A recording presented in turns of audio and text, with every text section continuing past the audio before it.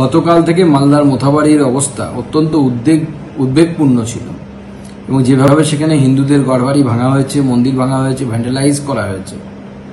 ভয়ঙ্কর পরিস্থিতির দিকে যাচ্ছিল পশ্চিমবঙ্গ, যাচ্ছে এখনো, এবং মালদার মোথাবাড়িতে সেই ধরনের ঘটনা ঘটছিল। গতকাল রাত থেকে এই বিষয়টি নিয়ে আমরা চিন্তিত ছিলাম এবং আমি ব্যক্তিগতভাবে মাননীয় গভর্নরের সাথে কথা বলি, সিবি আনন্দ বোসের সাথে কথা বলি, মাননীয় গৃহমন্ত্রীজির কার্যালয়ে যোগাযোগ করি, মাননীয় অমিত শাহজির অফিসের সাথে যোগাযোগ করা হয় এবং তারপরে সেখানে বিএসএফ নামে বিএসএফকে নামানো হয় এবং বিএসএফ এর টহলদারির ফলে এই যে যারা জিহাদিরা, যারা রাস্তায় নেমে এই ধরনের কথা বলছিল, যারা হিন্দুদের উপর অত্যাচার করছিল, সেটা কিন্তু বন্ধ হয়েছে। তবে এই ধরনের ঘটনা বারবার কেন হচ্ছে এবং মমতা বন্দ্যোপাধ্যায়ের শাসিত পশ্চিমবঙ্গে কেন হচ্ছে, এই বিষয়ে কিন্তু বাংলার সমগ্র সমাজকে, বাংলার শিক্ষিত, রুচিশীল যারা মানুষ আছেন, যারা চিন্তাশীল মানুষ আছেন, তাদের কিন্তু ভাবা দরকার। গতকাল থেকে মালদার মোথাবাড়ির অবস্থা অত্যন্ত উদ্বেগপূর্ণ ছিল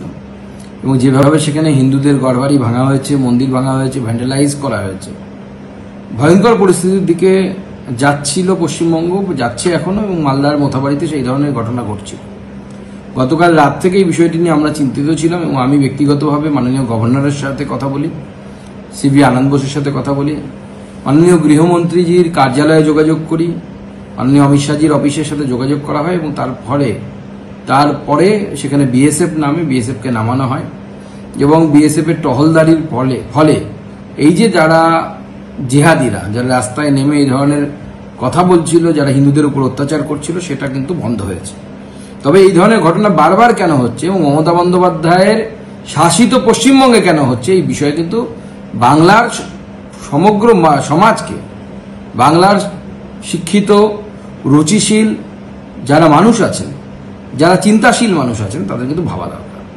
আমাদের ভিডিও ভালো লাগলে লাইক এবং শেয়ার করুন। কমেন্ট সেকশনে গিয়ে জানান আপনাদের মতামত। আরও ভিডিও পেতে আমাদের চ্যানেল সাবস্ক্রাইব করুন এবং প্রতি মুহূর্তে খবরের আপডেট পেতে প্রেস করুন বেল আইকন।